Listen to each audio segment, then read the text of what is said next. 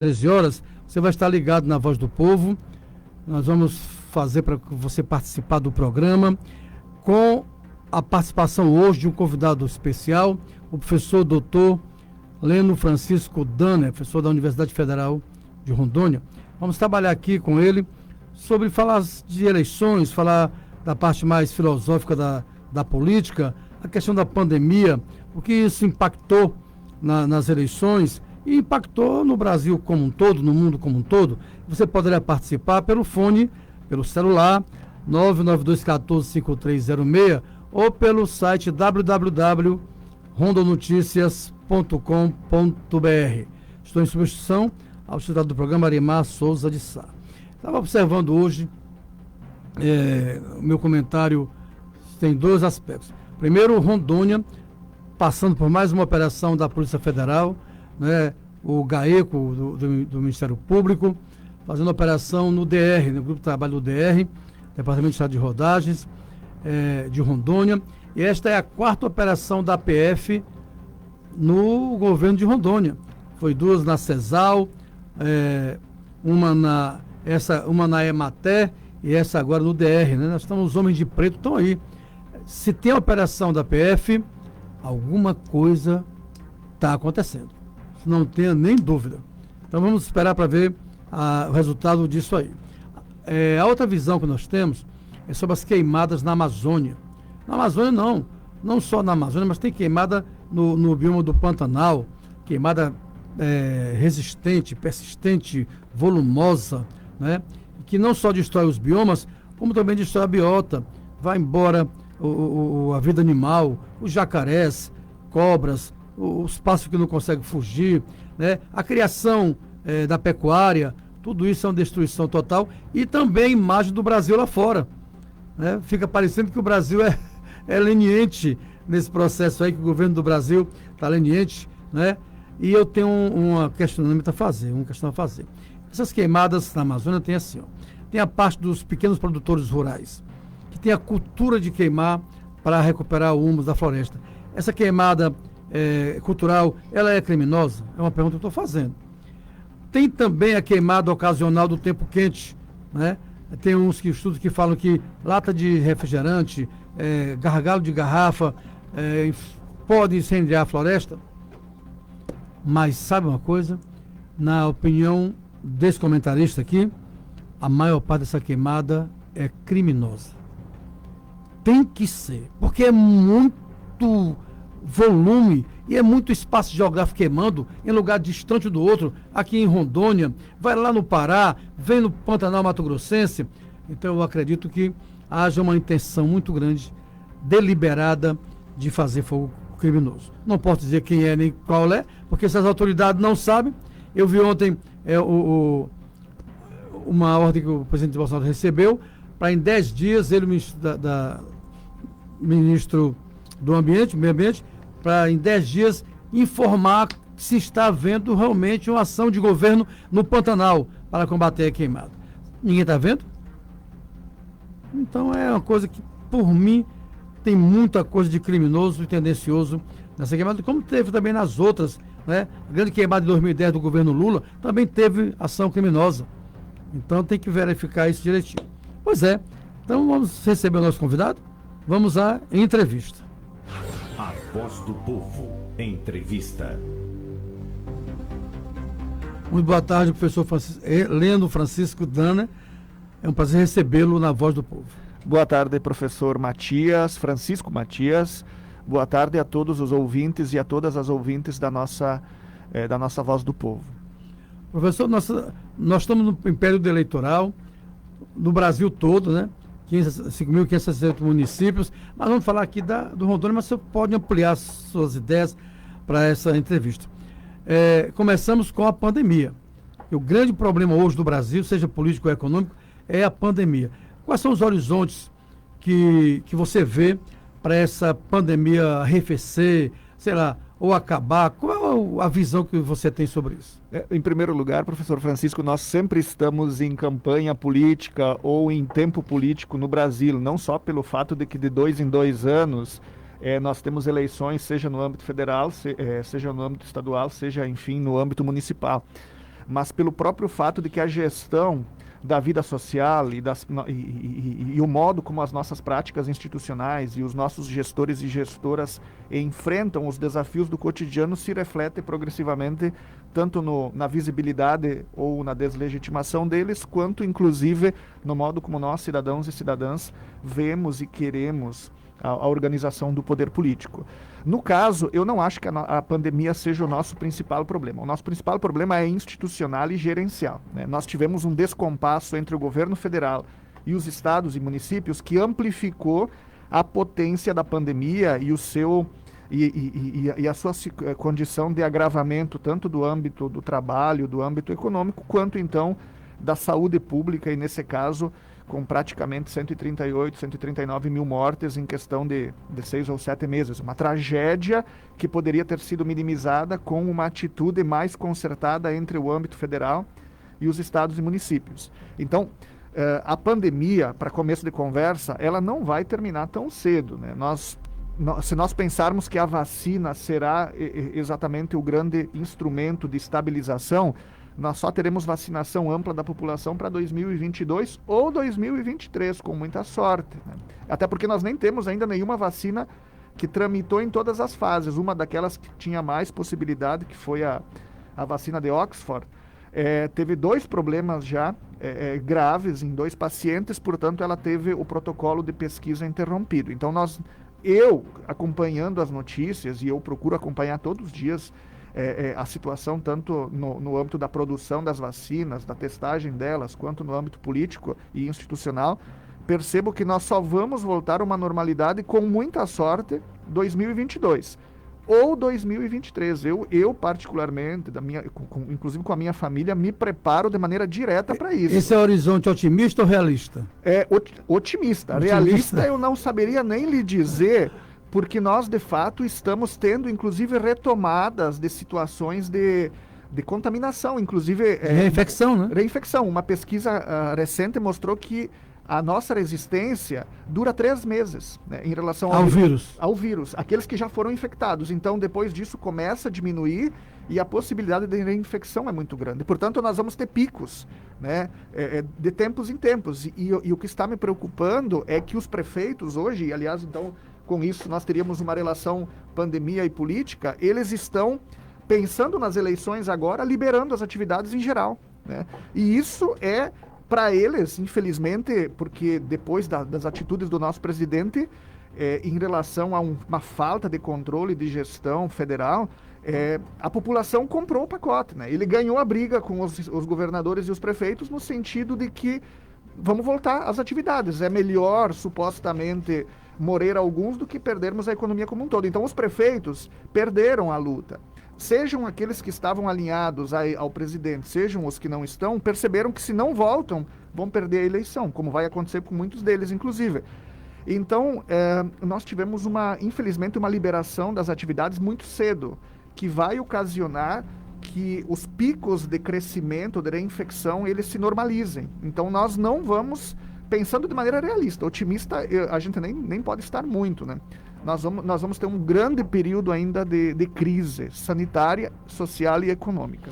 Professor, você falou sobre a questão do presidente e os governadores, mas não houve uma decisão do STF de descentralizar essa ação, tirar do presidente o poder de controle e jogar nos governadores e prefeitos? Isso no STF não causou essa desconexão? Na verdade, eu até escrevi um artigo no Rondo Notícias hoje sobre isso.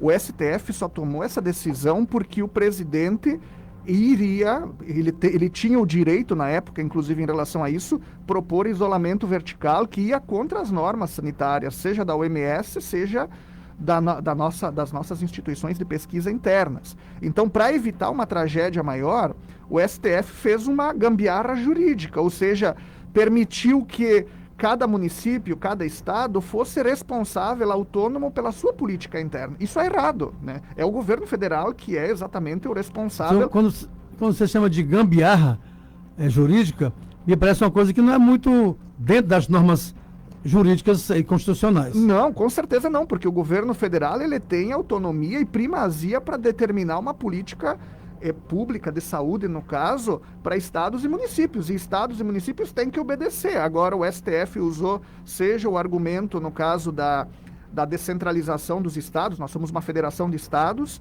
seja a questão de que estados e municípios estão mais focados nas suas necessidades específicas para fazer essa gambiarra jurídica, que eu chamo, com todo respeito ao STF, para evitar que o Bolsonaro causasse uma crise muito maior. Então, foi uma decisão muito mais política do que jurídica. Foi um erro do STF? Foi. Mas, ao mesmo tempo, eu me pergunto se eles tivessem dado essa capacidade ao governo federal de determinar a política dos estados e municípios, onde é que nós estaríamos hoje? Nós estaríamos provavelmente numa situação muito mais grave, no caso. Até porque nós temos que lembrar também que o presidente Bolsonaro, só agora, nesse mês de setembro, liberou todos os recursos que o Legislativo Federal permitiu para o investimento nos estados e municípios para o combate às situações, a questão do coronavírus. E, inclusive, o presidente Bolsonaro recebeu o mérito pelo auxílio emergencial, que foi uma proposta da Câmara dos Deputados. Inclusive, vocês viram numa pesquisa recente que o Legislativo Federal e o STF são super mal avaliados e o governo federal cresceu o apoio ao ponto de hoje se eleger com muita facilidade em 2022. Muito bom. Estamos conversando com o professor doutor Leno Francisco Damer. Você é sulista pelo sotaque aí? De onde é que você Então, de fato eu era de Aratiba, no Rio Grande do Sul. Era? Mas eu era. Hoje eu já sou um rondoniense de coração. Muito alma, legal, né? isso. Mas o sotaque não foi perdido, né? A única coisa que eu não perdi, o resto eu perdi tudo, pessoal.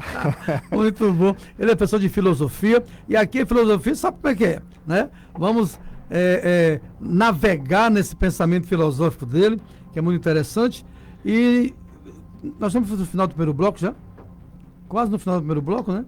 Então, o que ele virou aqui, desse para outro, é o seguinte: a possibilidade, apesar dos problemas da pandemia, do reflexo do auxílio emergencial, que é um processo que teve que passar pela Câmara dos Deputados, evidentemente, mas é acreditado ao presidente da República. Vamos discutir isso no segundo bloco. Com certeza. Legal? Então nós vamos ao intervalo e voltamos daqui a pouco. Olha bem, liga para cá. Hoje o debate aqui é muito importante. O professor doutor Leno Francisco vai debater comigo política, vamos debater a questão ideológica dessa eleição agora aqui. Vamos. Vai ser muito bom. Voltamos daqui a pouco. Você está ouvindo a voz do povo.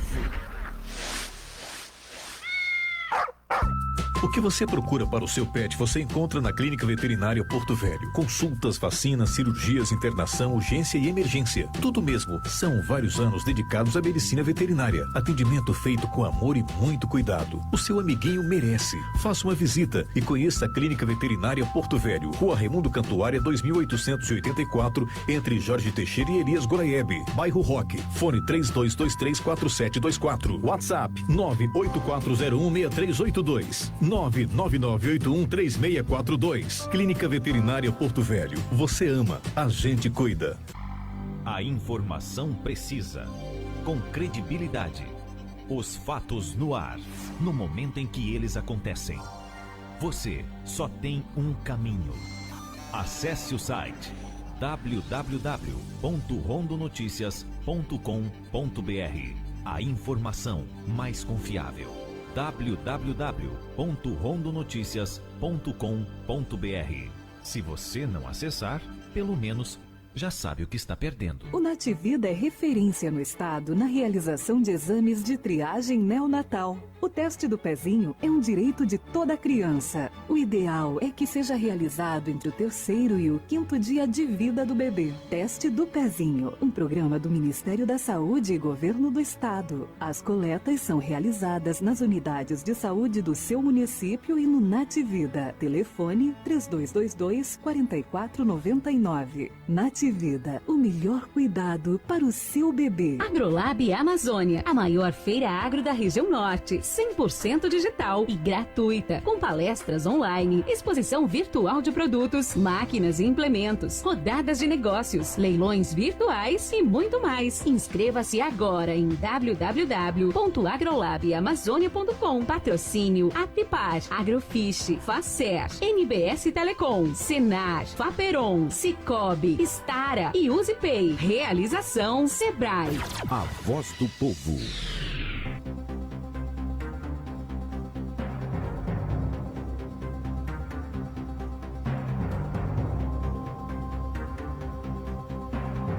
São 12 horas e 17 minutos em Porto Velho, Rondônia. Estamos de volta para o segundo bloco da Voz do Povo dessa terça-feira, 22 de setembro, era da primavera. Conversando aqui com um convidado muito especial, professor doutor Leno Francisco Danner. Ele é professor de filosofia da UNIR. Estamos debatendo sobre pandemia, sobre política, sobre eleições, né? E nessa virada do bloco, eu vou puxar de novo ele aqui para a gente conversar sobre essas mitologias da política brasileira, né? No meio aqui, quando eu estava no intervalo, eu falei para ele assim, Dana, eu acho que o Brasil teve 3 grandes mitos da política: Getúlio Vargas, Lula e Bolsonaro, né? Aí eu pergunto a você, como é que você avalia os 3, um por um? Você falou que o Bolsonaro poderá ser reeleito. Sim. Quanto a Getúlio Vargas, as pessoas, de fato, valorizam ele em torno à perspectiva do trabalhismo, pensou inclusive em indústria, em empresas públicas nacionais para gerir a economia. Mas eu, como professor de teoria política, vejo o fato de que Getúlio Vargas é um político que se insere nessa ampla tradição de desrespeito ao Estado de Direito, né? Tanto é que era um golpista... deu golpe em si próprio. Em si próprio, exatamente. Então... o Bolsonaro eu vejo nesse contexto também. O Bolsonaro já ameaçou, inclusive vocês viram há poucos dias numa entrevista à carta, numa reportagem da revista Piauí, que ele cogitou na época, agora maio, junho, em que o STF colocou uma série de freios em relação à sua postura política, ele cogitou de enviar forças armadas ao STF, né? Então aquilo que o filho dele havia proposto, um soldado e um cabo, ele cogitou de fato, e ele foi dissuadido pelo Augusto Heleno e pelo Braga Neto, né? Que aliás o Braga Neto é um excelente general, mereceria tomar o lugar do Paulo Guedes como ministro da Economia. Depois a gente até pode comentar sobre esse aspecto, Braga Neto se você quiser. Um general de campo. O Braga Neto. Mas veja que ele propôs o pró-Brasil, né? Uma retomada de uma perspectiva desenvolvimentista que hoje é a solução para nós sairmos da nossa crise econômica. No caso do Lula, eu vejo que ele centraliza muito o papel da esquerda no que diz respeito ao trabalho, à luta política em torno à democracia. Ele não tem essa tendência de fragilizar o Estado democrático de direito, porque a esquerda no Brasil nunca teve apoio amplo das Forças Armadas ou dos grupos economicamente, religiosamente, culturalmente influentes. A esquerda, nesse aspecto aí, ela sempre tem que andar pianinho em relação ao direito, né? Porque se fosse Lula que tivesse falado essa questão de intervir com as Forças Armadas, nós teríamos um impeachment no dia seguinte, né? Nós teríamos até talvez uma destituição militar. Agora, o que me assusta hoje é essa tendência que o Bolsonaro pungencia muito de fragilizar o Estado democrático de direito, de negar o trabalho do Legislativo e do Supremo Tribunal Federal e do Judiciário. Porque, pessoal, numa democracia, sem Judiciário, nós não temos mais nada. E sem Legislativo, que é a base de proposição de políticas públicas, também não funciona. Então, o Executivo ele está subordinado ao Legislativo e ambos estão subordinados ao Judiciário. Dinâmica básica da democracia. Você acha que essa subordinação é horizontal, vertical? Porque os poderes não têm essa... não há na Constituição essa subordinação que você cita. Como seria essa subordinação? Na verdade, o judiciário tem um poder absoluto, digamos assim, em relação ao sistema político, porque o judiciário tem por tarefas o controle de constitucionalidade e a responsabilização jurídico-social. O poder político, ele faz o quê? Produz políticas públicas, previsão constitucional naquilo que ele pode, porque no resto é a Assembleia Nacional Constituinte, e principalidade jurídica. Ora, o fato de que o judiciário controla o poder político em termos de adequação ou não à Constituição e ao direito, significa que ele é a base fundacional, né? Então, há sim uma relação verticalizada, mas é uma relação harmônica, porque, como eu disse, em contrapartida, o poder político produz previsão jurídica e Tem que ter harmonia e o respeito. harmonia e respeito, mas, sobretudo, a noção da verticalidade. É o direito e nada mais. O direito é a base, a política... Perdoe-me, a política vem depois. O copo virou aqui, pessoal. Exatamente. Mas é porque a política é tão apaixonante, falava até com ele que a racionalidade às vezes fica em segundo plano, mas o direito vem em primeiro lugar, a política vem em segundo. Eu sei que isso parece um pouco complicado, ou pelo menos ruim para uma democracia, mas é assim que funciona uma democracia contemporânea. Direito é tudo. A política vem depois. E ela tem que se adequar. Vamos chamar de Estado Democrático de Direito? Exatamente. O Estado Democrático de Direito, quero lembrar isso, é muito importante. Não é poder do povo. Eu vejo algumas placas aqui na cidade. O povo é supremo. Supremo é o povo. Errado. Supremo são as instituições, o direito e o judiciário em primeiro lugar, o Estado e a política em segundo lugar. O povo vota, ótimo, vai continuar votando.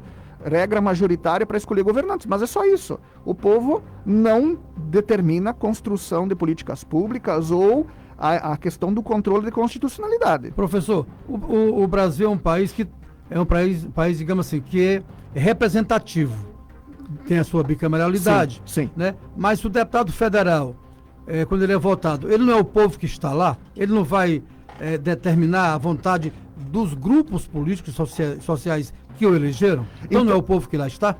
Sim e não, porque lembrando que tanto o poder judiciário quanto o poder político ele é contramajoritário, ok? O que significa ser contramajoritário?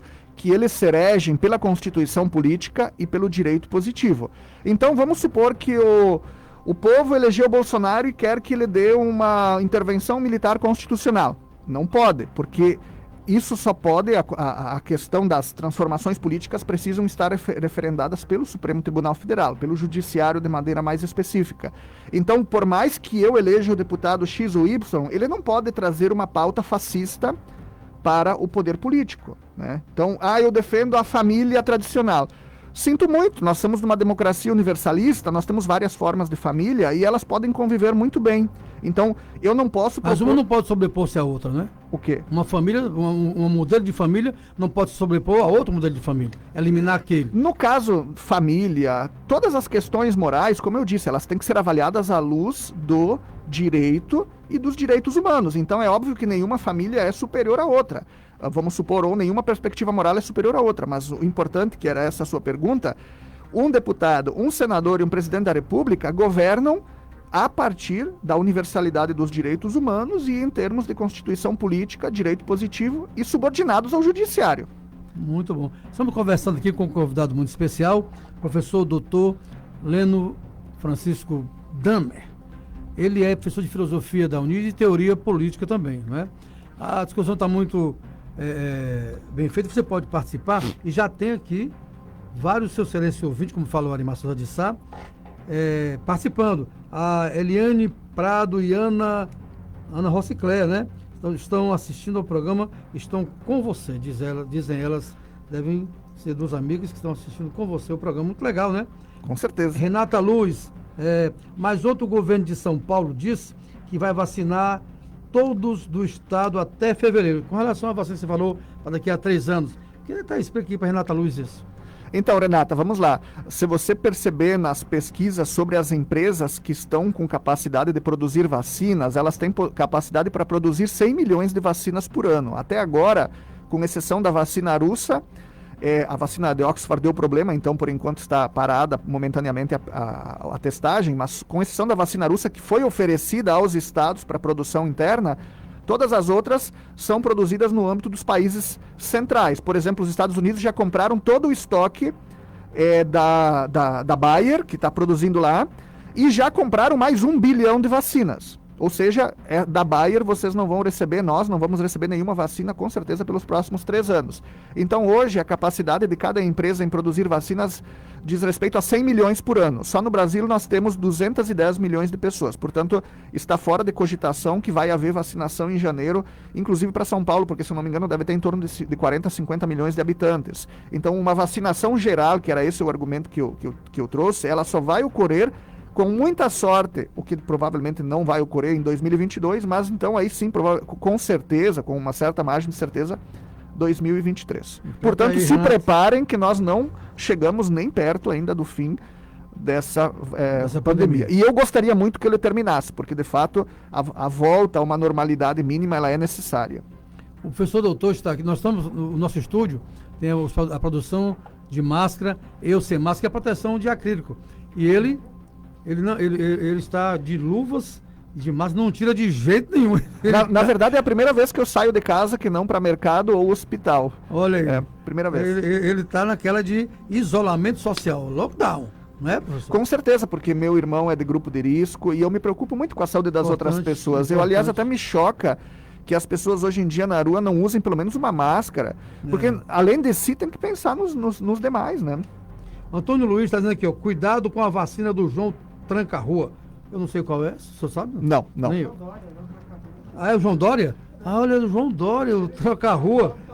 Muito bom. Eu não sabia que o João Dória tinha esse apelido. Também não sabia. Muito legal, Antônio Luiz, muito legal. Lucas Silva, né? Tá dizendo o quê? Tem que discorda do professor, né? Ele diz que tem estudos que asseguram que a ciência vai... Mas peraí, vamos ler de novo. Ele discorda do senhor com relação ao tempo. Que tem Ao tempo. Ao tempo de 3 anos para vacinar, né? É o Lucas Silva. E que discorda... Peraí, vamos ler de novo. Aqui eu me enrolei com... Depois eu vou ler... Não, eu vou ler de novo, Lucas. Fica na tua, que eu vou ler primeiro aqui o do Celso Barco, depois vou ler você, né? Toda queimada é criminal. É com as queimadas que você está falando do Celso. Depois eu vou ler de novo aqui Claro. do Lucas. Você acha que toda queimada é criminosa? Eu acho, porque mesmo a do pequeno agricultor que você chamou a atenção, que tem o costume, tem de ser regulada à luz da legislação ambiental. A legislação ambiental proíbe queimadas e inclusive preconiza outras formas de manutenção do solo, de reordenação do solo. Hoje nós temos inclusive financiamento para calcário e para adubação a preços baixíssimos. Então essa tradição do pequeno e do grande agricultor, do fazendeiro no caso, são ambas no caso ilegais. Muito bom. Daqui a pouco eu vou ler mais. Sua Excelência ouvinte está aceso participando aí, professor. Né? A população gosta de política. Gosta de e política. precisa ter mais espaços, inclusive, para isso, né? Então vamos voltar aqui a uma política das eleições municipais. Nós temos a direita que está com seus candidatos, o centro também que está com seus candidatos, a esquerda que está com seus candidatos, né? Ideologicamente, do ponto de vista ideológico, como é que você avalia as eleições para Porto Velho? Vai prevalecer ideologia ou vai valer a figura da pessoa? Eu acho que vai prevalecer bastante a ideologia. Eu ando acompanhando os nossos sites aqui de notícia e as divulgações das candidaturas, seja prefeito, seja vereador, e eu estou reparando que uma boa dose de comentários diz respeito à questão não voto na esquerda, né? Comuna não voto na direita. E na verdade, no Brasil, nós temos muito essa perspectiva de ideologização rasa, diga-se de passagem, né? Ao invés de analisarmos programáticas políticas básicas, nós vemos exatamente essa perspectiva de que não, se o cara se filia ao partido X ou Y, de antemão, eu não voto, né? Então, eu acho um certo problema isso, porque nós temos que avaliar, em particular num município que não é tão grande como o nosso, com racionalidade, as opções a prefeito e as opções a vereador, né? Porque isso é muito importante, são eles que vão estar na linha de frente. E às vezes a renovação ela é bem interessante também, embora também candidatos que já tenham uma experiência, que demonstraram trabalho, mereçam o nosso apoio, a nossa continuidade, né? Agora, Porto Velho é uma cidade de gestão, eu já estou aqui desde 2009, muito complicada, porque nós temos déficits infraestruturais gravíssimos, e o primeiro deles é o saneamento básico e o asfaltamento das ruas, inclusive a regularização fundiária interna, mas principalmente saneamento básico e a pavimentação das ruas. É um caos, inclusive vocês viram aqui, nas Nações Unidas, foi repavimentado, mas não foi adequado às calçadas. Então isso em poucos dias já vai estar todo destruído de novo. Eu acho que isso está conduzindo sempre os nossos prefeitos à incapacidade de se reelegerem. Até agora, que eu me lembre, nenhum se reelegeu desde 2009 por causa dessa situação, né? É uma questão infraestrutural crônica Crônica. da cidade de Porto Velho, né? E de Porto Velho. Fala em saneamento básico, mas nós vamos virar o bloco perguntando, já será o 4º bloco, né? Terceiro. Vamos virar o bloco perguntando a você exatamente isso. O que será mais importante nessa reivindicação municipal?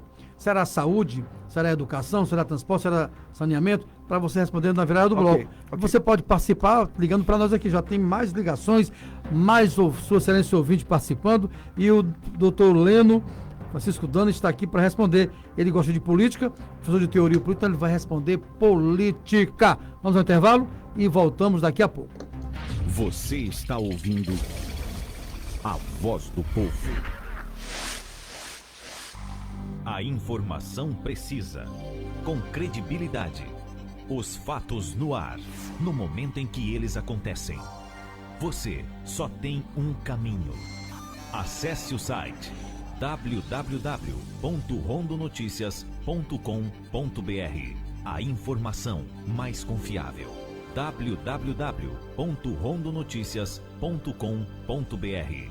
Se você não acessar, pelo menos já sabe o que está perdendo. Agrolab Amazônia, a maior feira agro da região norte, 100% digital e gratuita, com palestras online, exposição virtual de produtos, máquinas e implementos, rodadas de negócios, leilões virtuais e muito mais. Inscreva-se agora em www.agrolabamazônia.com. Patrocínio Atepar, Agrofish, Facer, NBS Telecom, Senar, Faperon, Cicobi, Stara e Usipay. Realização Sebrae. O Nativida é referência no estado na realização de exames de triagem neonatal. O teste do pezinho é um direito de toda criança. O ideal é que seja realizado entre o 3º e o 5º dia de vida do bebê. Teste do pezinho, um programa do Ministério da Saúde e Governo do Estado. As coletas são realizadas nas unidades de saúde do seu município e no Nativida. Telefone 3222-4499. Nativida, o melhor cuidado para o seu bebê. A voz do povo. São 12h32, meio-dia 32 em Porto Velho, Rondônia. Estamos no terceiro bloco da Voz do Povo, nesta terça-feira, 22 de setembro, o mês da primavera, conversando com um convidado muito especial, professor doutor Leno Francisco Dano, da Universidade Federal de Rondônia, professor de filosofia e teoria política. O professor está me deixando assim, surpreso, porque ele está sendo muito coerente com o que fala, coerente com os fatos, né? Achei interessante. Mas vamos aqui, o Lucas Silva, sobre aquilo que você falou, sim, professor, com relação ao STF, aos estados, né? Ele diz o seguinte, ó, ele falou que discorda do professor, porque tem estados que seguiram as normas, seguiram o lockdown, seguiram aquelas coisas todas e tiveram muitas mortes, e outros estados, como Minas Gerais, souberam equilibrar as duas coisas e seguraram a barra, não teve tantas mortes. Tem que seguir essa norma ou não? Na verdade, a questão do isolamento...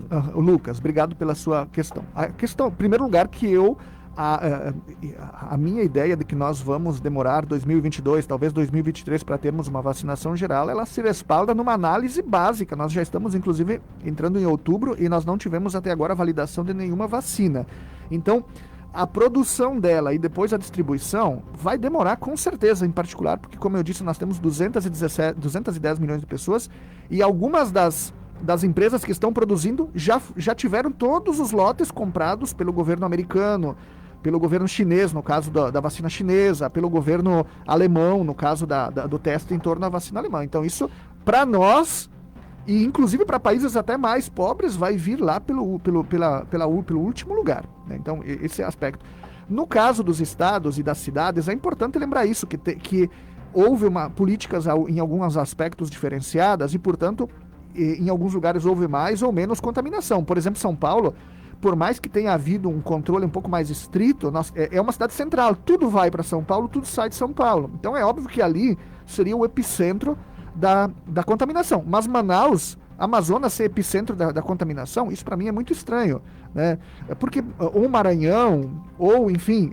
Mas por que você acha que o Manaus é estranho ter sido o epicentro? Porque não tem todo esse trânsito. Eu acho que ali houve um desrespeito, um descaso, senão institucional, social. E é nesse aspecto que eu vejo o grande problema da gestão federal. Nós tivemos um desestímulo permanente ao desrespeito, um estímulo, aliás, permanente ao desrespeito às normas sanitárias e mesmo ao trabalho dos governadores e dos prefeitos, E então, em segundo momento, nós tivemos essa retenção dos recursos por parte do governo federal, que implicou em que muitos estados, inclusive o nosso, tivessem que liberar as atividades comerciais para poderem ter receita, então, para poder pagar o seu funcionalismo, para gerir a máquina pública. Isso, para mim, foi um erro crasso, porque se houvesse, desde o início, um trabalho de gestão federal e colocando o BNDES, o Banco do Brasil e a Caixa Econômica para investir, né, inclusive como fez o Trump nos Estados Unidos, nós teríamos minimizado mais. E sem contar o exemplo, né, que Bolsonaro hoje é o líder de massas brasileiro, né? O exemplo dele é importante. O que o Trump fez que o Bolsonaro não fez?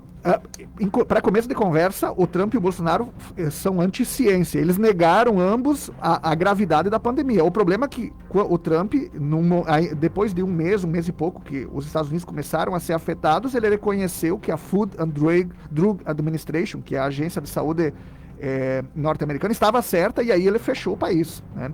Fechou o país e já começou com uma política de distribuição de recursos para o âmbito econômico e do trabalho. Então, ainda assim, você vê Estados Unidos 200 mil mortos, né? E o que o Bolsonaro não fez? O Bolsonaro não seguiu as recomendações nem da OMS e nem conseguiu fazer um trabalho para e passo com governadores e prefeitos. Ele só, como eu disse, distribuiu todos os recursos que o Legislativo fez agora, em setembro, né? Então, isso já devia ter sido feito em maio, junho, no caso. Olha o que diz aqui o Antônio Luiz. Diz o seguinte, ó. Culpados são os 11 supremos, os 27 governadores e mais de 5 mil prefeitos, não o Bolsonaro. E diz mais, ó, as pessoas têm que ler muito o professor Olavo de Carvalho, Antônio Luiz, falando isso aqui. Veja bem, Luiz, Olavo de Carvalho é democracia, você pode ler Olavo de Carvalho. Eu leio Olavo de Carvalho, eu inclusive estou preparando um livro sobre a teoria dele. Olavo de Carvalho é um péssimo exemplo para o presidente. O presidente Bolsonaro, se eliminar o Olavo de Carvalho como seu guru, e se demitir o Paulo Guedes e nomear o Braga Neto para a presidência, ele vai se reeleger e vai eleger os seus aliados posteriormente. Mas o Olavo de Carvalho, ele influencia muito nefastamente o presidente. Inclusive, esse conflito que o presidente teve com o STF, com o Legislativo, foi culpa do Olavo de Carvalho. Então, na minha perspectiva, é o pior conselheiro possível para um líder político. Ele serve para agitadores, alguma coisa nesse sentido, mas não para um presidente e muito menos para lideranças políticas que são tão importantes ao país. Muito bom. Olavo de Carvalho, ele também ele é escritor, ele é filósofo também? Filósofo, sim. Filósofo, né? E ele tem as ideias dele muito estranhas mesmo, né? Eu já li também. Mas eu não consigo entender como é que eu, eleitor do Bolsonaro, lá das franjas, vou me interessar por esse tal Olavo de Carvalho. Isso é que eu estou querendo chegar a você, professor, porque parece que fica muito setorizada a área intelectual, mas a área povão não sabe nem quem é esse tal Olavo de Carvalho. Não por acaso as pesquisas mostram que a população em geral, ela votou em massa no presidente a partir da pregação, da propagação inclusive de mensagens falsas via WhatsApp e via redes sociais, né? Nós tivemos uma organização, se você for reparar, eu recebi, e inclusive de pessoas mais que acompanham a cena política cotidiana, uma condição de fake news generalizada. Então, eu acho que, inclusive tem pesquisas que mostram, repito isso, que o grande apoio que Bolsonaro recebeu desses núcleos se deveu às igrejas neopentecostais. Aliás, o Edir Macedo fez campanha explícita, se vocês lembram, tem aqui o horário aqui na televisão da igreja da igreja própria, o Edir Macedo, ele colocava uma bandeira do Brasil, né, na televisão, e aí o pastor falando em torno ao Brasil, ou seja, num direcionamento muito claro, inclusive na campanha eleitoral, horário específico ao presidente, na época candidato, hoje presidente, e não aos outros. Então foi uma mistura de pregação das igrejas neopentecostais e de proliferação em massa de fake news. Mas, obviamente, também teve aqueles que estavam desgostados com o governo de esquerda. Obviamente, isso também teve, no caso, né? Muitos, mas teve muitos. Teve muitos, com certeza. O Adailton, eu pergunto para você, professor, na sua opinião, sobre os médicos do INSS que não querem trabalhar, já pensou se outros médicos da rede pública tomassem a mesma atitude das do INSS? Tem essa questão dos médicos que não querem trabalhar, professor? Então, do INSS?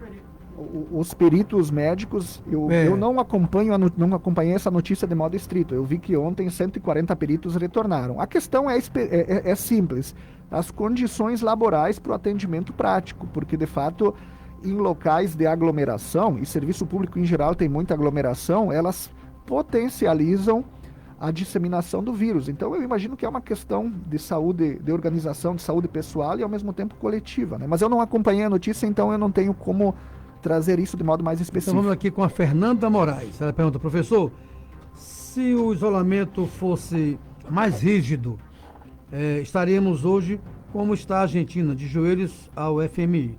Fernanda Moraes. Nós estamos também de joelhos. Vocês viram que nós estamos numa recessão de 10% do nosso PIB. Nós estamos, aliás, numa situação econômica gravíssima, que se não houver um protagonismo do Estado brasileiro nos próximos meses em torno àquele programa, o Pro Brasil, que o general Braga Neto trouxe. Inclusive, vocês lembram daquele vídeo da reunião com o Bolsonaro, em que foi divulgado pelo STF, a tônica da reunião era a discussão do plano do Pro Brasil. Para começar, o Paulo Guedes deslegitimou, né? E em segundo lugar ela descambou para aquele besteirol amplo. Mas era a tônica o Pro Brasil. Então eu digo isso, se o Bolsonaro implantar o Pro Brasil, ele não só ajuda a economia a se reequilibrar, a entrar minimamente nos eixos, como se reelege, mas ele precisa para isso, infelizmente ou felizmente, demitir o Paulo Guedes, né, e nomear o Braga Neto como ministro da Economia, e, em segundo lugar, se escapar o mais longe possível do Olavo de Carvalho. O Olavo de Carvalho é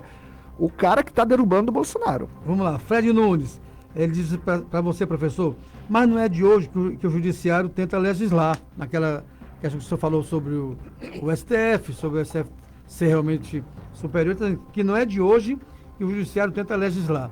Há um enfraquecimento do Senado, da Câmara Federal, da política brasileira para que o STF seja o legislador e não o cumpridor da Constituição? Então, como eu disse, as tarefas de controle de constitucionalidade e responsabilização jurídico-social que são próprias ao STF, inclusive em sentido contramajoritário, elas exigem isso que nós chamamos de judicialização da política. Então, é óbvio que em alguns momentos, o judiciário, de um modo geral, e o STF em particular, terão de tomar posicionamento. Por exemplo, a questão do casamento civil de pessoas do mesmo sexo.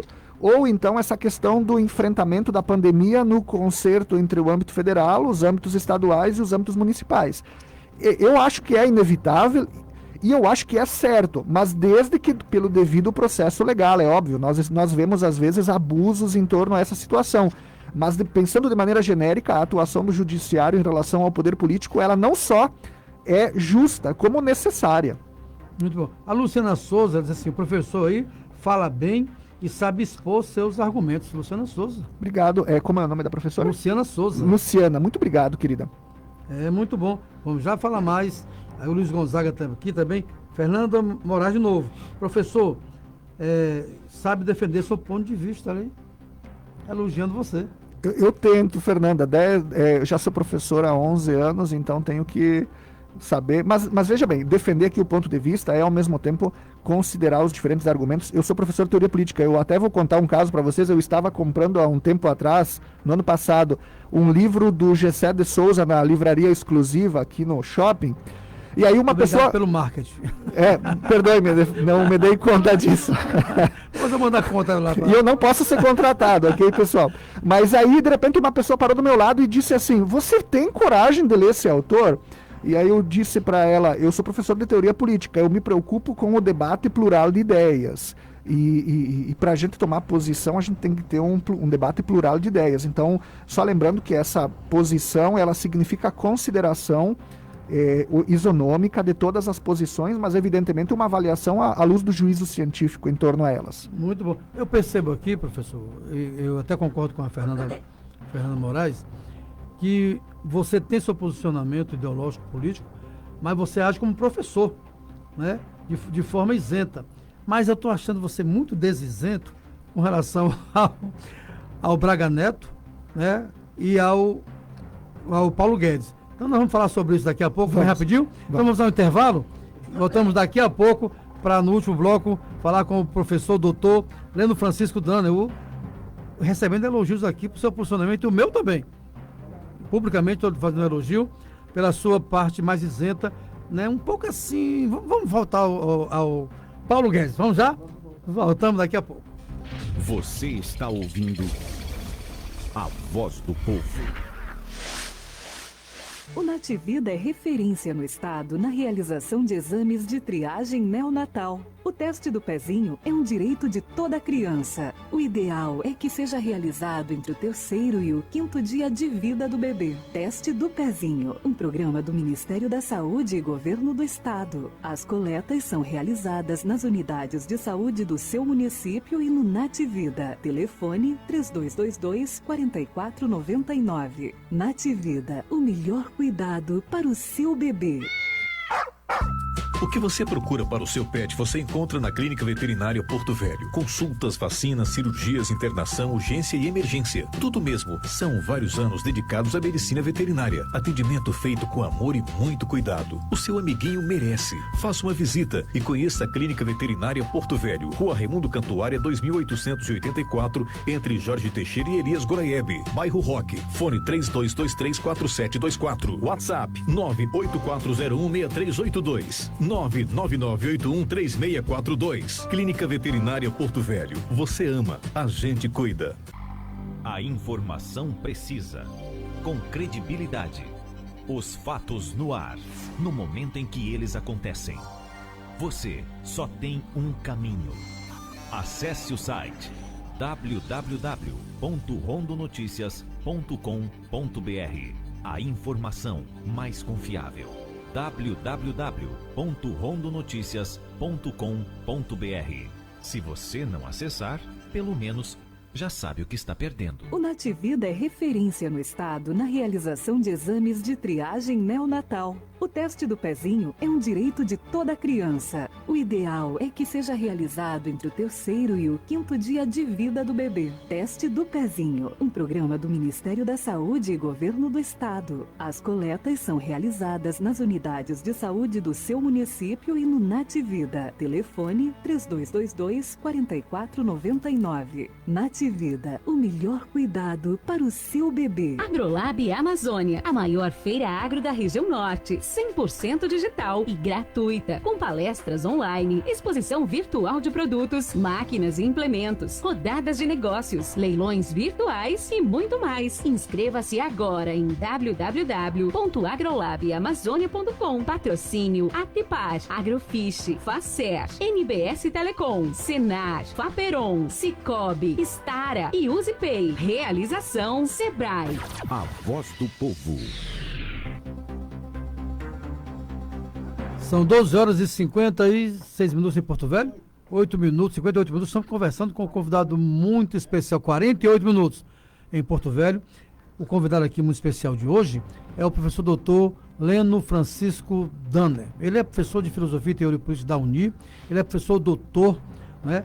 Tem assim um embasamento técnico, acadêmico importante e também uma teoria política que eu considero assim muito isenta. Todavia, vou fazer aqui uma pergunta para ele, que o Mauricélio que está fazendo, Mauricélio do Barra da Lagoa, tá dizendo, isso que o professor está falando é verdade, o povo tem que usar máscara, aí tem que usar máscara, né, professor? Claro, com certeza. Ele não tirou a dele aqui, nem as luvas, ele está... Máscara, álcool gel e, se possível, luva também. Agora ele está dizendo o seguinte, falar para você, professor, se quando você veio para Rondônia, você trouxe bastante chimarrão e dançou bastante fandango e faz kkkk. Eu não sei dançar, eu sou péssimo dançarino. E eu tenho vergonha disso. Chimarrão de vez em quando. Mas eu no Sul não fui. Eu tive uma vida muito difícil no Sul. E aqui em Rondônia, para mim, por isso que eu amo tanto o lugar, que me permitiu ter uma qualidade de vida, conquistar os meus objetivos. Então eu confesso que eu até falava aqui para o Francisco Matias que eu não lembro quase do Sul. E não porque eu não gosto de lá, mas porque eu estou plenamente satisfeito com a vida que eu tenho aqui. Muito legal. Aqui o Adailton Silva fala assim, excelente programa e entrevista. Adailton Silva falando para você. Obrigado, Adailton. Antônio Zé Magalhães. O Magalhães ele é CEO do grupo das ferrovias, Malha Viária de Rondônia. Ele trabalha nesses projetos, né? Então ele está dizendo o seguinte, dando boa tarde ao professor Matias, né? Como comunicador, e cumprimentar o programa e o entrevistado, professor Leno, né? Muito legal. Quem é o senhor? É o senhor Magalhães, Antônio né? José Magalhães. Antônio, obrigado pela gentileza. O nome dele é Magalhães. Magalhães, ok. Muito bom. Quem tem mais? Tem mais aqui ainda? Não está parando, né? Quem é aqui? Gilson. Está dizendo parabéns. Gilson é Furtado. Parabéns pela fala do professor Leno Danner. Obrigado, Olha, Gilson. olha, professor Leno, realmente, vamos fazer aqui aquele negócio. O que o Paulo Guedes tem e faz na escola de Chicago ou não, que o senhor reprova? Uhum. Então, vamos lá. O Paulo Guedes, ele tem como perspectiva-chave de governo o não investimento público na área do mercado e do trabalho. Então, quanto mais o Estado deixa de regular e de investir nessas áreas, melhor a economia se dinamiza. Essa é uma teoria razoavelmente interessante para economias desenvolvidas. A sociedade brasileira, ela tem 76% da sua economia no setor terciário, que são os serviços. Por exemplo, o fulano tem um restaurante aqui da esquina, a lojinha na outra esquina e assim por diante. 5% é do agronegócio e 19%, 20% é no setor industrial. Então vocês vejam que nós temos um setor industrial muito pouco protagonista. O agronegócio também praticamente não tem protagonismo nenhum. E a tônica da nossa economia é o setor terciário, o setor de serviços. O setor de serviços não tem inovação, ou muito pouca. Você fala Brasil ou Rondônia? O Brasil. Rondônia também. O setor de serviços, a Rondônia aqui, o agronegócio responde a 15%, industrialização a 6%. Então, 15%, 21%, o serviço 79%. Né? Então, praticamente a média nacional. Você fala valor agregado ao PIB? Ao PIB, exatamente. Produção de riqueza, no caso. Né? Então, a economia brasileira, por ser calcada no setor terciário, ela é pouco dinâmica, pouco inovadora e não paga salários altos. Portanto, a mobilidade social é baixíssima. Então, nessa condição econômica, o modelo de Paulo Guedes não funciona, porque ele pressupõe que o setor econômico é capaz de inovação e crescimento por si mesmo. Né? E isso não funciona. Sem o Estado investir. Sem o Estado investir no setor econômico. E nesse tipo de situação, como o auxílio emergencial, não há economia brasileira. Né? Tanto é que você percebe que hoje nós estamos, inclusive, exportando produtos por causa do preço do dólar, ao invés de dinamizá-lo no mercado interno. E, entre outras coisas, porque o poder de compra é baixo. Mas, enfim, o modelo do Braga Neto funcionaria, porque ele pressupõe o quê? Investimento em infraestrutura, a continuidade do programa de aceleração ao crescimento que o governo Lula e Dilma tinha implantado, pressupõe renda básica da cidadania ao estilo do auxílio emergencial e pressupõe que o BNDES, o Banco do Brasil e a Caixa Econômica, que são bancos públicos, distribuam empréstimos, no caso, viabilizem empréstimos a juros baixos, tanto para o setor econômico quanto para o setor trabalhista. Né? Muito bom. A Luciene Maria pergunta para você assim, ó, ela primeiro parabeniza pela entrevista, que está maravilhosa, e fala assim, gostaria da sua opinião, professor, sobre essa reforma que vai tirar a nossa estabilidade, que é aquela reforma do serviço público, né? Qual é a sua opinião sobre isso, professor? Luciane Maria que pergunta. Então, para começar, eu já acho que foi um erro muito grande do Temer, né? De propor a terceirização irrestrita. Né? Porque isso, de novo, nós estamos numa economia marcada pelo setor terciário, de baixíssimos salários e já instabilidade empregatícia. Então, direitos e garantias em torno ao trabalho são fundamentais. No caso dos funcionários públicos, eu não acho que seja um problema a questão das condições de trabalho. Na universidade mesmo, só para dar um exemplo para vocês, nós tivemos vários professores e professoras demitidos por não cumprirem com requisitos básicos. Então não há proteção, por exemplo, nesse caso, a funcionário público. Isso não existe. Os salários também não são altos. Vocês têm, inclusive, lá, eu até sugiro a vocês, se chama Transparência Brasil, salários de servidores. Vocês vão poder constatar todos os salários de todos os funcionários públicos. E o judiciário, inclusive, vocês têm em cada judiciário a Transparência Brasil. Ou mesmo, se vocês pensarem aqui a Prefeitura e o Estado, vocês podem acessar, vocês vão ver que não tem super salário, né? Com exceção, talvez, de alguns cargos do judiciário que são devidamente justificados em torno a isso. Então, essa reforma que parte desse pressuposto de que precisa racionalizar o trabalho do servidor público, eu acho que é uma forma de desviar a verdadeira atenção. Qual é? Precisamos taxar grandes fortunas, precisamos reduzir a taxa de juros que deslegitime as pessoas de investir toda a sua fortuna em juro e que, se quiserem, invistam então em atividades econômicas, né? Porque hoje em dia, se você tem R$1 milhão, é mais vantagem você deixar na poupança, porque você vai ter uma rentabilidade mensal do que investir em indústria. Do que investir. Então isso é um absurdo. É óbvio que a nossa economia nessas condições vai cair mais do que já está. É isso aí. O Luiz Gonzaga Nascimento, ele diz assim, vi essa frase em um muro: um partido político é a loucura de muitos e lucro de poucos. Ele quer saber se você concorda com essa frase. Como é o nome do senhor? É Luiz Gonzaga Nascimento. Luiz, eu sou um professor que trabalha numa instituição. E eu vejo a importância das instituições, ok? E eu vejo também a importância dos partidos políticos, porque nem todos nós temos condições de passarmos 24 horas por dia fazendo política. Então, os partidos políticos profissionais, eles são organizações legítimas e importantes para nós trazermos pautas ao sistema político. E eu acho importante uma outra questão, é que hoje nós estamos com uma pauta, e na verdade é culpa da Lava Jato, né? É uma pauta excessiva em torno da corrupção. No Brasil, nós temos um orçamento público anual de 1 trilhão e 700 bilhões de reais. Desse montante, são desviados pela corrupção 60 bilhões, mais ou menos. Então você vê que é 0,3%, 0,4%, ou na verdade 2 ou 3%, me perdoem, agora me fugiu. Então é um valor baixo comparativamente.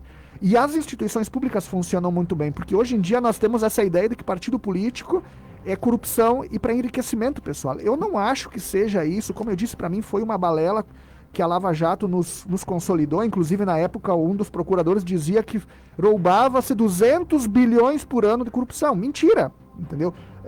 Mas foi exatamente justificada para essa atuação antipolítica muito forte. Mas, né? Professor, 200 bilhões, 60 bilhões em termos de desvio de recurso público, não é muito grave? Não, eu estou dizendo, é mentira, não há 200 bilhões de roubo em corrupção. Nós temos de 40 a 60 bilhões por ano desviados. É grave? Absolutamente, mas nós temos mecanismos institucionais poderosos de fiscalização. E diga-se de passagem que o núcleo da corrupção está nos pequenos municípios, né? Esse sim, porque a fiscalização é mais deficitária, nós não temos tanto aparato nos municípios de fiscalização, é que monopolizam em torno de 60% a 70% do desvio desse dinheiro, né? É só vocês colocarem na internet, os pequenos municípios, eles são campeões nisso. Agora, no âmbito federal, e isso que me parece importante, a corrupção é quase reduzida, porque nós temos uma fiscalização super intensa, TCU, MPF, PF, PGR, o próprio judiciário de uma maneira geral. Então, isso é muito difícil de acontecer. Enfim, a ideia dos partidos políticos, para mim, são muito necessários, e desde que, de fato, eles também andem para e passo com a lei, com a constituição política, porque de fato tem muitos líderes políticos que simplesmente defendem golpe militar no plenário. Isso é um absurdo. Mas, professor, tem os que defendem golpe militar e tem os que defendem a ditadura do proletariado.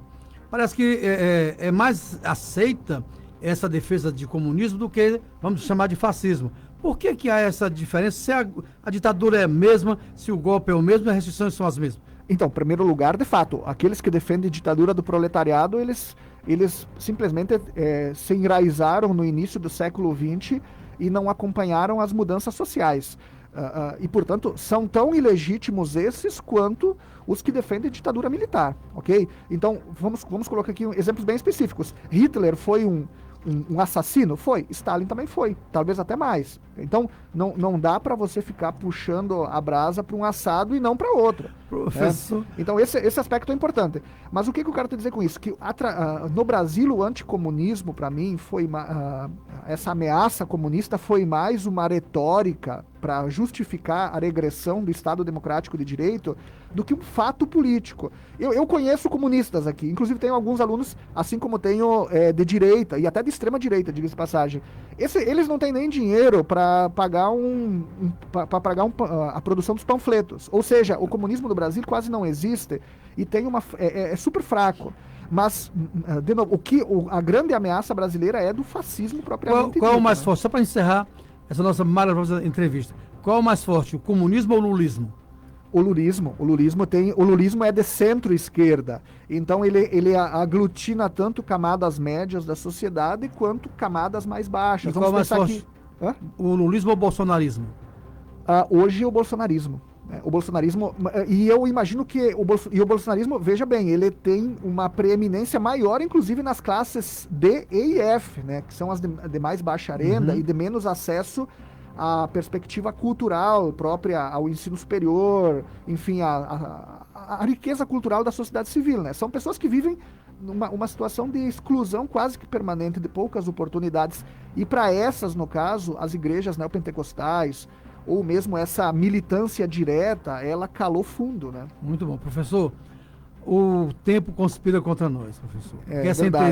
Essa entrevista cabe 3 horas de conversa entre você aqui e não para. Muito obrigado pela sua presença ao programa. Me honrou muito conversar com a sua sapiência, com o seu conhecimento. Obrigado. Muito obrigado mesmo. Eu que agradeço pelo convite, também foi um grande prazer conhecê-lo pessoalmente. Eu acompanhei uma outra entrevista sua, mas não o tinha conhecido. Se nós pudermos, eu me coloco à disposição para mais vezes. Eu faço questão que a gente venha conversar mais na frente, né? Com certeza. Então, para você que esteve conosco, que participou, sou cearense ouvinte, como diz o Arimar Souza de Sá, muito obrigado pela sua participação. Ao professor doutor, muito obrigado, foi uma honra conversar com você. Obrigado. E obrigado até a amanhã. todos. E até amanhã, se Deus assim permitir. Termina aqui a Voz do Povo. A verdade, o jornalismo independente. A Voz do Povo. De volta amanhã, meio-dia. A Voz do Povo. Oferecimento rondonoticias.com.br. A informação mais confiável. Nativida. Triagem neonatal. Cuide bem do seu amor. E Sebrae. Soluções para pequenas empresas. A Rádio Católica no coração da gente. KR 103,1 FM. Pense nisso. Lições de amor e histórias de vida. Texto e narração Glaucio Pozo.